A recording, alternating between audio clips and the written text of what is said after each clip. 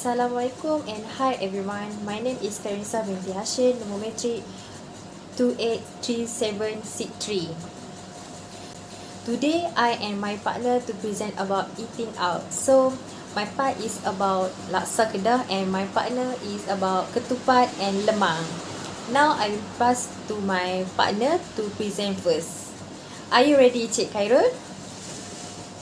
Assalamualaikum Doktor, my name is Khairul Aminim bin Ahmad, matric number 283762. Oh, hi Lisa. You tell about laksa Kedah, right? So interesting. Today I will present about the uniqueness of traditional food that is very popular on Aidilfitri and Aidil Adha.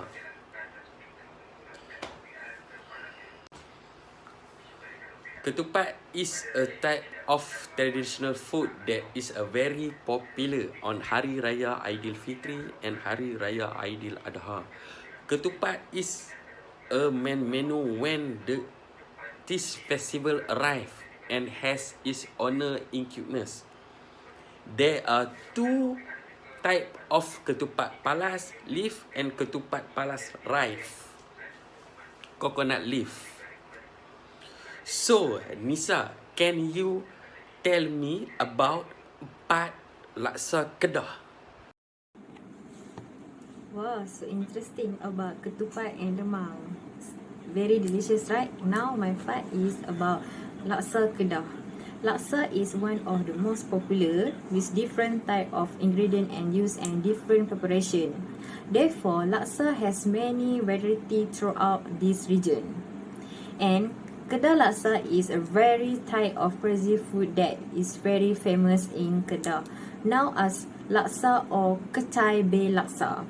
The basic ingredient for preparing this special dish are rice laksa, preferred fish, belacan, asam keping, chili, salt and egg.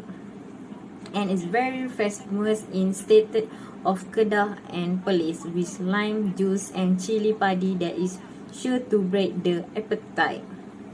So, very simple to prepare laksa Kedah, and the ingredient used to cook laksa Kedah is very simple, just like fish, onion, red onion, garlic, chili, garam and belacan. So simple, right?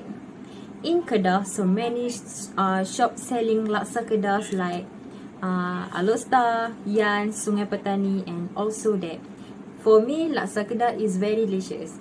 So, Cik Khairul, can you tell you about experience ketupat and lemang? In addition, a traditional food that is famous among Malaysia is lemang.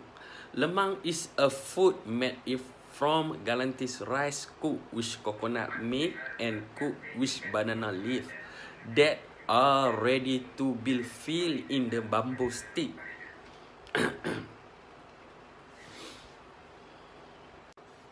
Now, lemang and ketupat are not only the main menu of the Malay community, but have found its the place in the heart of other Malaysia. Can you describe is about laksa Kedah? So now, I want to tell you about my experience eating laksa Kedah at my hometown, Kampung Dulang Kecil Yan, Kedah. For me, laksa Kedah is very delicious and the price is also cheap. Oh yeah, for your information, laksa sauce also can eat with bihun goreng, but not everyone like it, just like me. The name of the shop at my hometown is Laksa Mandak Dulang. So the place is very popular in Yan, and that is my favorite place to eat laksa Kedah. Besides that, they have a own real recipe from generation to generation and make their own laksa. You guys can see the picture I eat at Mandak Laksa Dulang. If you come to Kedah, you must to try Mandak Laksa Dulang. So that's all to me to tell you about laksa Kedah. Thank you. So So that's all my video with my partner. I hope you can enjoy this video. Okay, bye.